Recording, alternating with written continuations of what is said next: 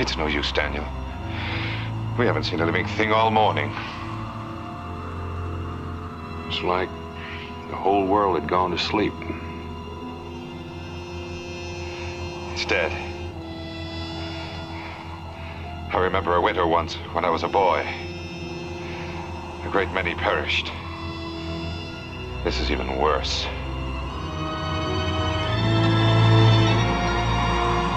Well, it's going to start snowing again. Let's look over the west woods before it starts to come down.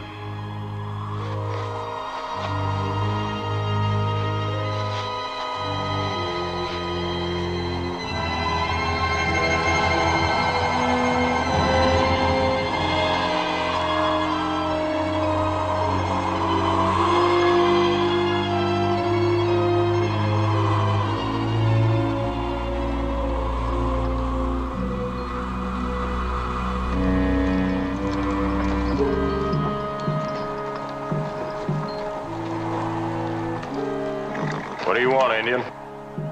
We ask shelter in your cart from the gathering storm.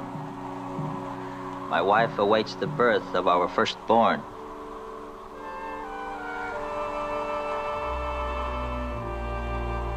There's no room in the cart.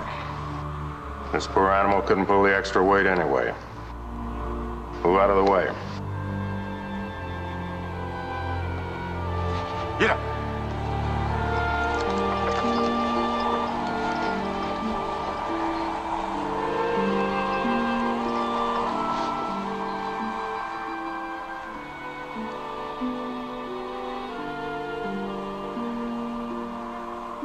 Do not worry, my husband.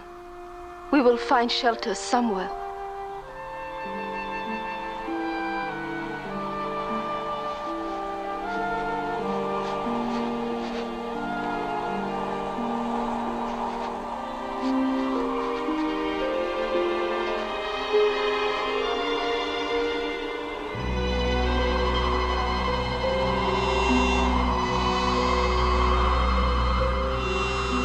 Howdy.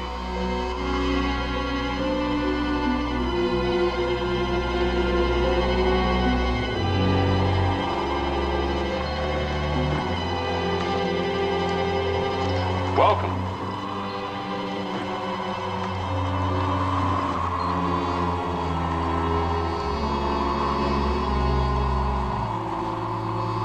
I don't know where we're gonna put all these people. Been full up since last night. We've got to get everybody in the fort. It's our best chance to get them through the blizzard.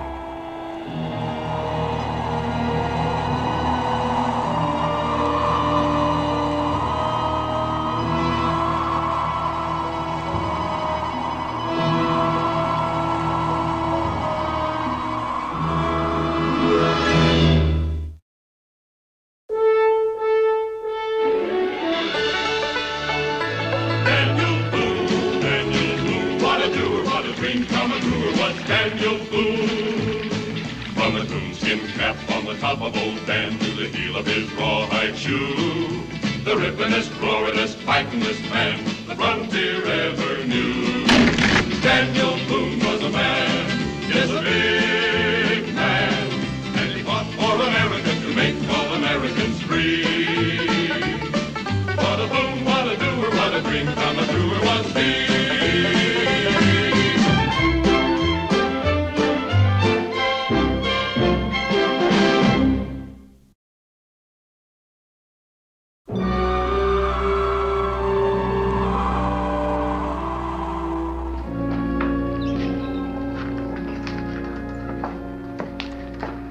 Here it is, near the end of December. There'll be 3 more months of this frozen over Hades. We'll never get through it. A fine Christmas it's going to be. The Indians get through it every year with a lot less than we have. Savages. They were born to this wasteland, this God-forsaken wilderness. Now, you claim to be a religious man, Elisha. You should know only a man can forsake himself. Those are mighty high-sounding and respectful words, Boone. But words are not going to put food in our bellies. Well, you can't put hope in a frying pan, but that's going to be our main staple for quite a while. Now, listen to me, all of you. We're in for a bad time. This winter's turned out to be far worse than any of us expected. But we'll get through if we just stick together. That's why I asked you to come and stay at the fort for a couple of weeks until the main part of the storm is past. Mr. Boone, what'll we do for food? You know the early frost took so much of the crop, and the game animals, they're gone. Why, there's no fresh meat to be had. Emmett, we've got prime trouble now without putting in an order for more. Now, we've got some meat salted away, and there might even be some fish in the creek. Well, if there are, they ain't gonna get away from me. I seem to remember a speckled trout that's still laughing at you. Oh. How can you make jokes when we might be dead in a few weeks? We're not going to be dead in a few weeks, none of us. Not if we keep our heads. And in the meantime, if we can find a way to make each other laugh, all the better. I should have listened to Clint Brocker when he tried to talk me into going south with him. And I tell you, there's not enough food. You should have listened to someone. Maybe you'd have spent more time planting potatoes instead of building on that extra room. Now, there've got to be certain rules laid out, and we've got to live by them. And that means everybody. We're going to collect the meat that you brought and take it to the salt house along with ours so it won't spoil. And then we'll pass it out carefully as it's needed. What if I decide not to give up my food? Well, as long as you're here, Emmett, you'll have to do as I say. But I've got a big family to feed. Everybody will get an equal share. Now, the women and children will stay in the tavern during the day while the men hunt whatever game is left. I've seen the game that's left. They're nothing but frozen carcasses buried under the snow. And we'll be buried with them if a miracle don't happen. Well, now, don't go breaking a hamstring. By rationing what we've got, we'll get by. Can you guarantee that, Boone? Daniel, got two Injuns out here want to talk to you. One of them's a squaw. She looks froze clear through. Bring them in. Come on.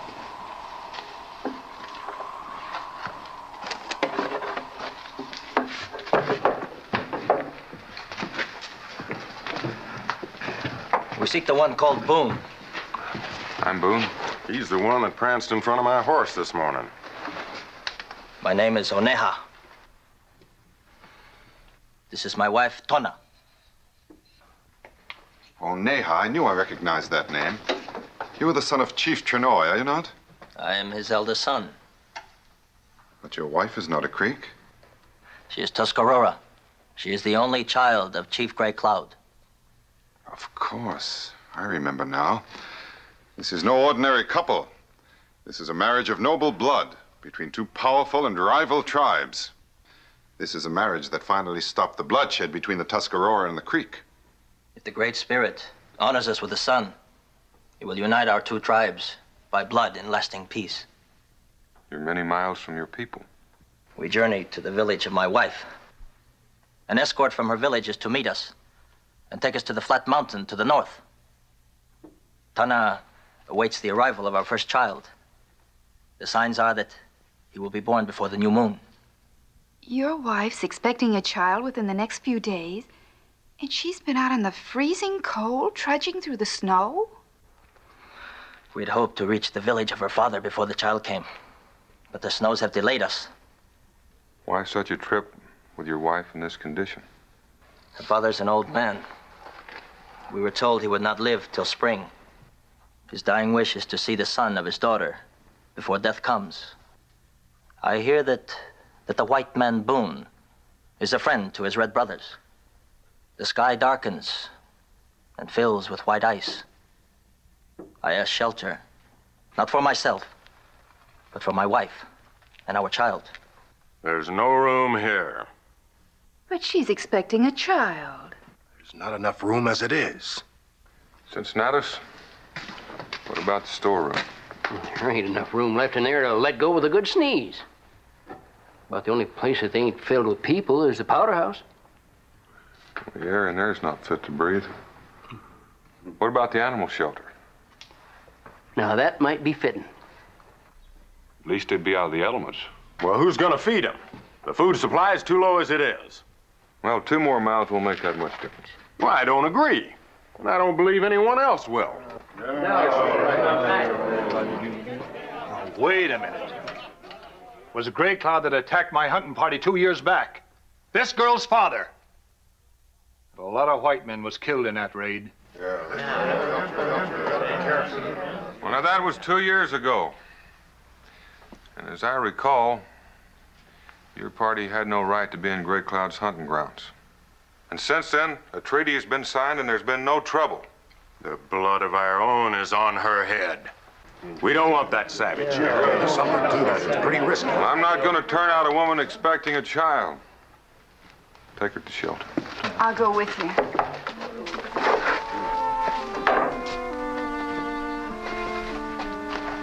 That's the food I'm worried about. That's just my food.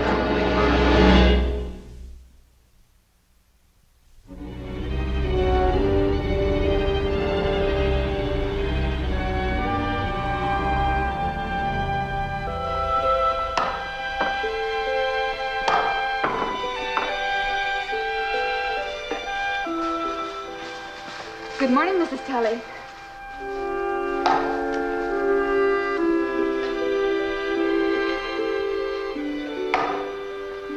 Good morning. I brought you some hot broth. But you have young ones of your own to feed. Oh, we have plenty. And you have to keep your strength up. What good words they speak of Boone. Speak the same of his wife. The blanket you gave us last night. Oneha put it there to dull the cutting of the wind. It is all right? Of course. That's a very good idea. A gift of a blanket is a sign of friendship among my people. I want to be your friend, Tana. Now eat this before it gets cold.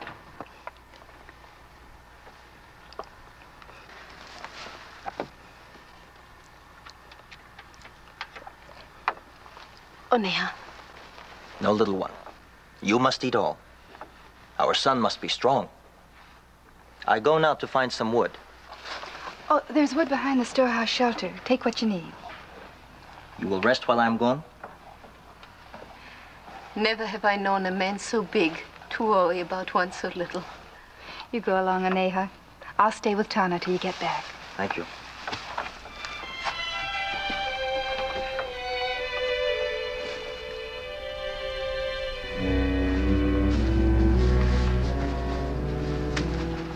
Where's the hatchet? I forgot it. We'll need it to cut through the ice. You go on. I'll catch up.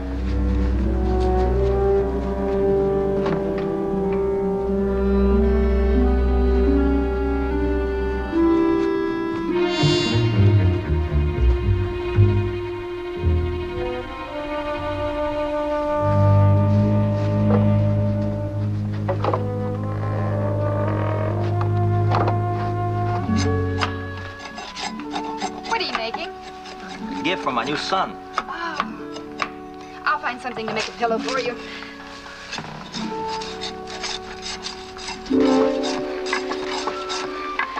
Nantine!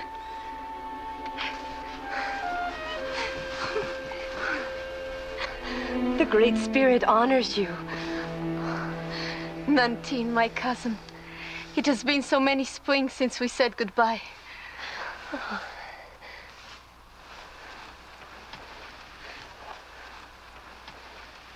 Nantine, this is my friend, wife of the great white man called Boone.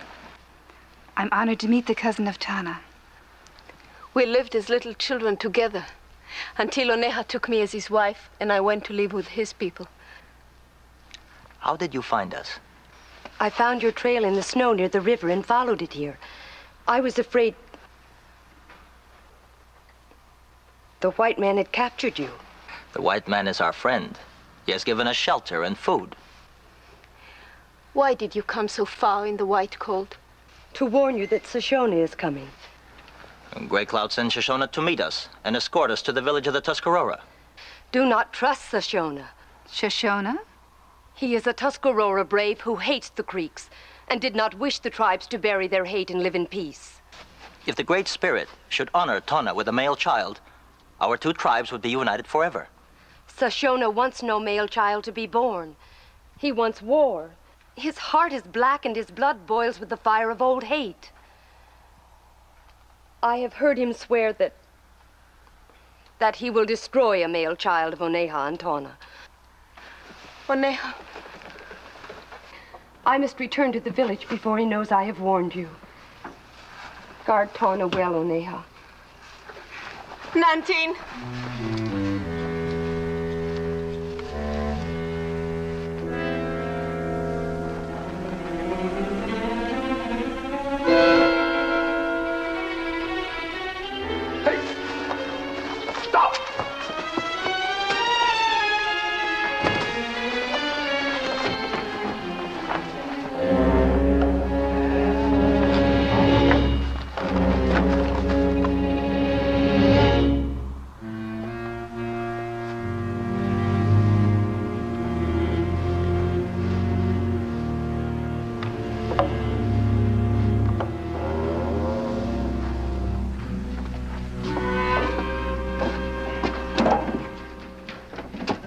Doesn't seem to burn too well. It's good enough to dry itself out and give us a little comfort.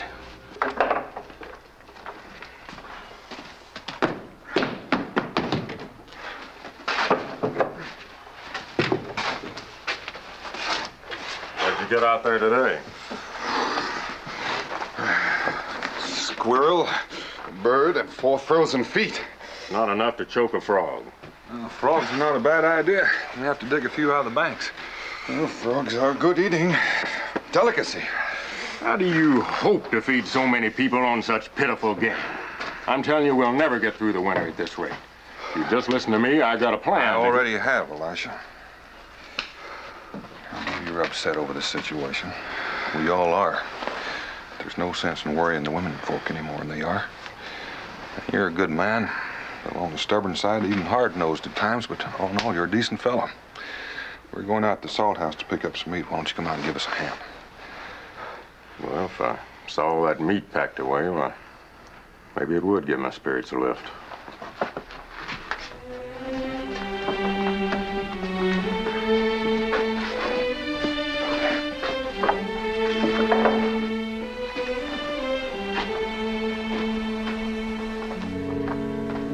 There's no doubt about it. Something's been chewing into this meat.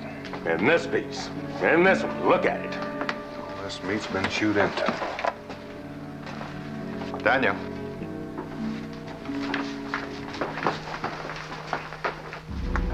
Dead raccoon. Well, how did he get in here? The door was locked. There must have been a loose boarder under the roof. It doesn't matter. The damage is done. The mouth. I saw it. What about the mouth? Raccoon died of white fever. White fever? It's a highly contagious disease carried by animals. Wiped out an entire Cherokee village not long ago. All this meat's gonna have to be destroyed and the salt house burned. Destroy the meat? We have no choice. It's contaminated, spoiled. We can't risk spreading the disease. What's worse, Boone? Dying of white fever or starvation?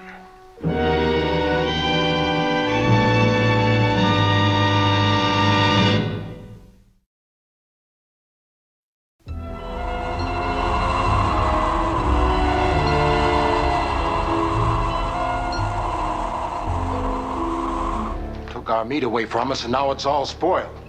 I should have given it to my family while I still had it. Well, what are we gonna do? Just sit here and starve to death? Now let's simmer down. Let's not lose our heads yet.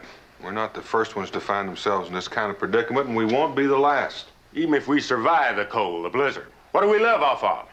What do we eat? A few scrawny rabbits and an occasional squirrel.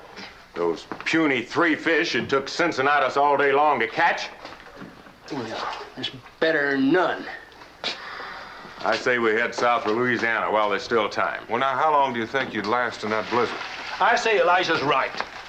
Let's get out of here while we can. We'd be plumb out of our minds to try to get through that snow. Well, we'd be plumb out of our minds if we stay here. Look, I was confident enough in Dan Boone to come here, and I still have enough confidence in him to stay. Emmett, how come you're so all-fired confident? Maybe you got some grub stashed away we don't know about, huh?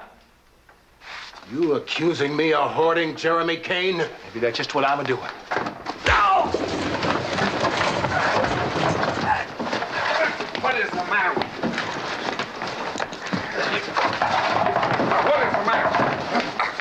wrong with you, man? If you let fear turn to hate, then there's no hope for us. All right. Then let's stick together. Tomorrow, let's all of us leave Boonesboro and head south. And leave everything we've worked for? Working for something's one thing, dying for it's another. I told you nobody's gonna die. And another thing. How do we know those Indians you let in aren't part of some plot to trick us? What are you talking about? Tell him, Jeremy. Daniel, I saw an Indian sneak it out of the fort today. That was Nanteen. You knew about this, Becky? I'm sorry, Dan. I didn't have a chance to tell you. The girl was Tana's cousin, and she came to warn Tana. Well, she didn't have to sneak in. We let her in. She was probably afraid. Now, I want 6 of you men to start hunting. What's this about an Indian woman bringing a warning? What about that, Becky? Well, it seems a Tuscarora brave, Shoshone, isn't too happy about the news of the expected baby. Daniel, Shoshone obviously wants war with the Creeks. And Shoshone's on his way now to escort Oneha and Tana back to Chief Gray Cloud's village. The girl came to warn Tana not to trust Shoshone. You know what this means, Boone? On top of everything else, we can get mixed up in that Indian trouble. If this Shoshone finds out this Indian woman's here, he just might try to raid us.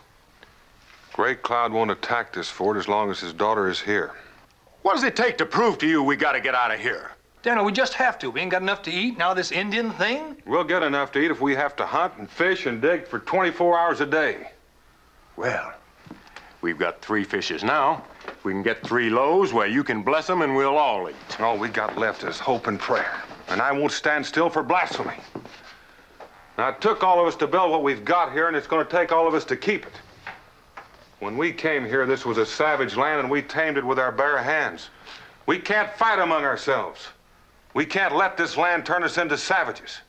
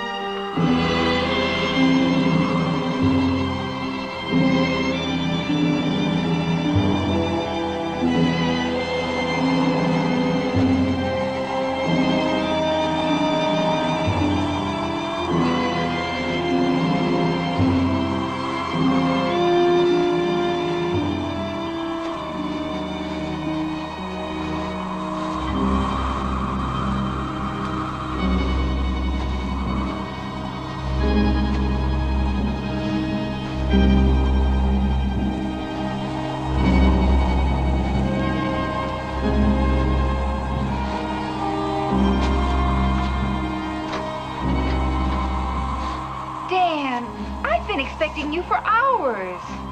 Thought maybe I'd flush some rabbits. Didn't get a thing. Mingo's still out there. Saw a pack of wolves turn on one of their own tonight. Tore him to pieces. They're starving too. You must be exhausted.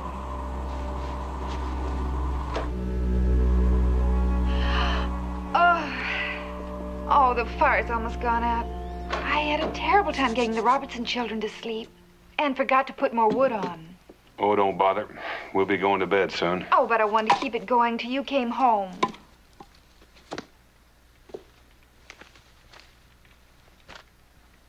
But I did keep the coffee hot. I saved you a cup. Mima and Israel, they all right? They're holding up just fine. You should be proud of them, Dan.